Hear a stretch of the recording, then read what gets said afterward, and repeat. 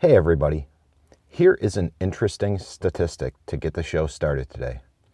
Research shows that 90% of 5-year-olds are creative, but only 2% of adults are. And that's a quote by Lilber. And this is episode 127 of the All Around Growth podcast. And this is a show that gives you some insight and tools to build the life and homestead of your dreams. My name is Rob Kaiser and I am your host.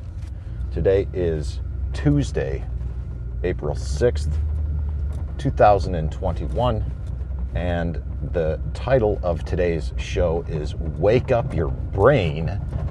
And we're going to be talking about a few things today like, waking up your brain, your routine, and specifically upsetting that routine, automation, and how the mind will automate in a sense. And we will also talk about creativity and closing the buttonholes in your life. Now, we're going to talk about some other things as well. Cognitive decline and what we can do in life to encourage and facilitate a strong mind and a healthy body. But in large part, this first segment of today's episode is inspired by the book called Rudder of the Day, Stories and Wisdom to Kickstart Your Day, written by Dan Miller, author of 48 Days to the Work and Life You Love, and also founder of the community 48 Days Eagles. Now, today, he writes a little bit about a story in a little book called I Dare You, where the professor in the book was just kind of befuddled one morning as he was getting dressed. His daughter had accidentally sewn a buttonhole shut by mistake, and his fingers fumbled as he tried to close up a button in a buttonhole that simply wasn't there. And as his fingers fumbled around and when his eyes looked down, a new idea was born, or a new understanding of an old idea took place. And he discovered that fingers could remember, and subsequently began playing pranks on his students and doing all sorts of things to facilitate some of that thought, new kind of thinking that was generated in his mind as he sewed up the buttonhole or dealt with the sewed up, whoa, that's my mud flap there, or when he dealt with the sewed up buttonhole. So anyways, I'm not sure if what I'm about to read or reference in my notes, that is actually from that book, or it's Dan Miller's thoughts and feedback on that little story. But the understanding is that the mind is what he wrote, or in the story is an emergency organ, basically, and that the mind relegates everything possible to an automatic process in a way. And case in point, think about buttoning up your shirt or tying your shoes or doing something that is or has become a bit of a mundane task because we've done it so many times in our life. And the idea is that it's only when the order of things won't work any longer that the brain starts working again or working differently. And the long and short of it is that the routine that we are keeping may be keeping us stupid. Okay? Now that's an interesting idea because I'm all for the routine. I'm all for keeping things, well, as routine as possible with my evening ritual and my morning ritual. But maybe it's time to periodically change the routine. And the concept of sewing up buttonholes in your life to encourage or facilitate some different kinds of thinking is presented in a way with several examples. And some of the ways that you can sew up those buttonholes in your life would be driving a different route home from work, or reading a book that you would not normally read, or writing your name with the hand opposite your normal dominance, taking some time to stop and help a stranded motorist, or volunteering to help on a community project. Basically, doing things that are not within the everyday routine. And this morning, I decided to journal using my left hand. This is actually something that I have, I don't want to say done routinely, but I was in a car accident in my early 20s, and I lost feeling in my right arm. What happened was that I had a seizure behind the wheel, all right? And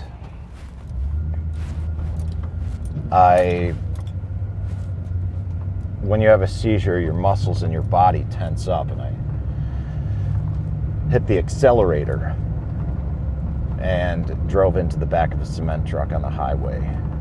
Had to get cut out of the car. I was pretty banged up, and the impact of the crash, luckily I was wearing my seatbelt, threw my right arm forward in such a manner that the nerves were stretched. The sheath of the nerves were stretched, and my right arm was paralyzed, and it was in a sling for quite some time. And at that time, I was learning how to write with my left hand and throw a football with my left hand, and basically do everything that I needed to do with my right hand with my left hand, because my right hand was no longer functional.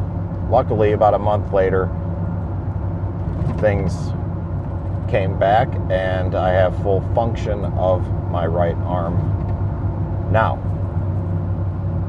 But doing things like writing your name or writing anything with your non-dominant hand can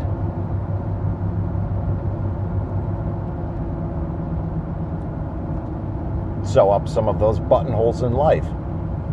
Volunteering to help in a community project, or on a community project rather, is something that I think is really important. And if you are not working within your community, I would definitely encourage you to do so. Get involved in a church, get involved in a volunteer organization. One that I'm involved with is the Independent Order of Odd Fellows. It is a non-political, non-secretariat organization.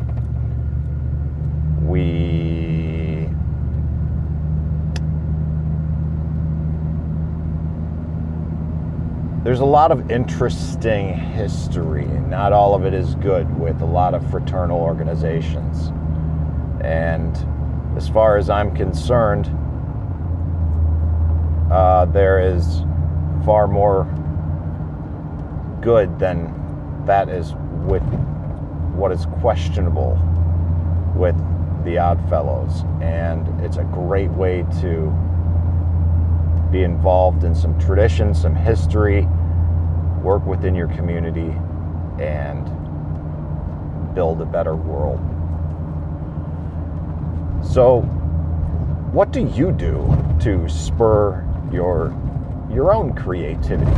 What are you and what are you doing to prevent cognitive decline? If you're not doing anything to move forward with your creativity, if you're not doing anything to sew up the proverbial buttonholes in your life, why? Have you just become so complacent with your own routine that it's no longer important for you to think about sewing up these buttonholes, for you to think about life in a different way, to view it through a different lens? Are you so bored that doing anything different than the status quo is just going to throw you so much outside your comfort zone that you've failed to leave your comfort zone for far longer than you really want to think about? It's okay. It's okay. But the important thing is that you don't stay there, that you don't dwell there. So, last night, as I was cooking and cleaning my kitchen a little bit, or the office space, I was listening to a podcast. It was a long podcast with Jordan B. Peterson and Jocko Willink, along with Jordan's daughter, Michaela Peterson. And there was something that stood out to me during that interview. Well, there were a lot of things that stood out to me, actually, but one part of the interview, Jocko was sharing a story with Jordan and talking about a man in his 50s, a chess master who'd been a chess master for decades. And he was talking about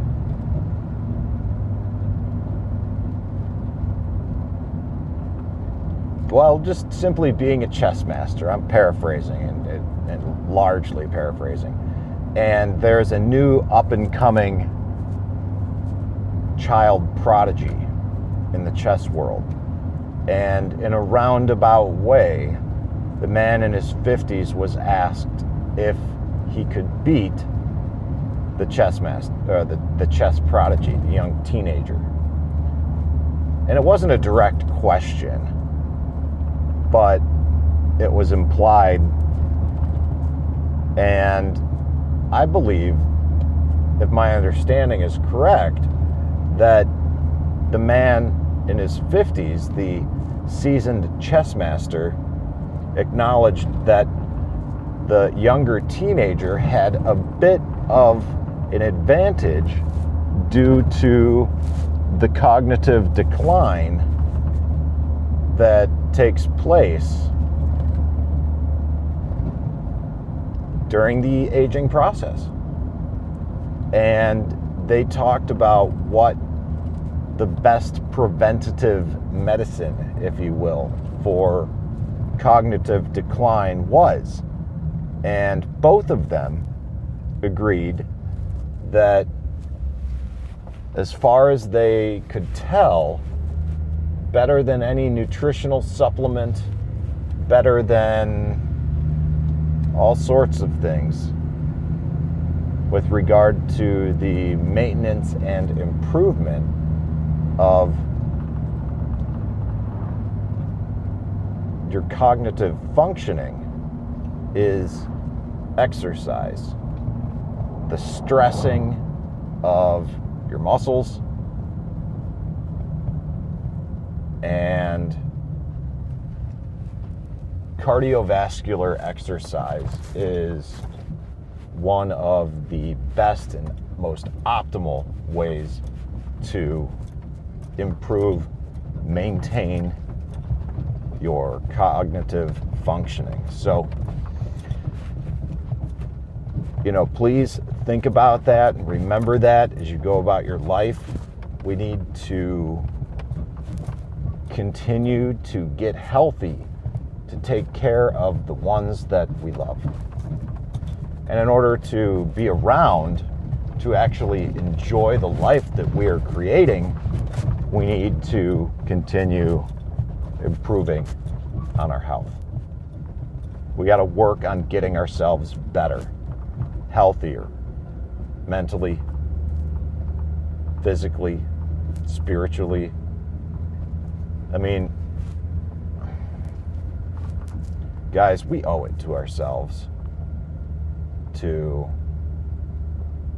do that, to be in good health. Life is too short not to be. Well, hopefully this show was of value to you. Learning about different ways that you can wake up your brain and learning about why that's actually important, why it may be relevant to you. If you are actively engaging in ways to wake up your brain, let me know. Let everyone know in the All Around Growth Telegram group. Over there on Telegram, we've got a small core group of the hardcore audience that many of whom have been supporting the show from the very start, or the early days. Now that we're a few months into the podcast and well over 100 episodes, that's where we're at, and I would encourage you to join us. If you like what you hear, definitely join us there. If you like what you hear, go to the show notes to click and rate and review the podcast, or just give it a rating in your podcast player of choice. There's links to all of the episodes in the show notes as well. There's also links to the Telegram group and links to the previously referenced Jordan B. Peterson podcast, as well as links to the book that was a big driver for the topic of today's show, which was Wake Up Your Brain. And that book, again, is Rudder of the Day, Stories and Wisdom to Kickstart Your Day, written by Dan Miller, author of 48 Days to the Work and Life You Love. And that is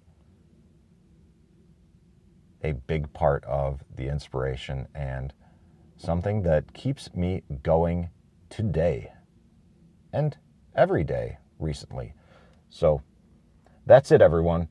Again, thanks for listening. I sure do appreciate you taking the time out of your day to spend it with me.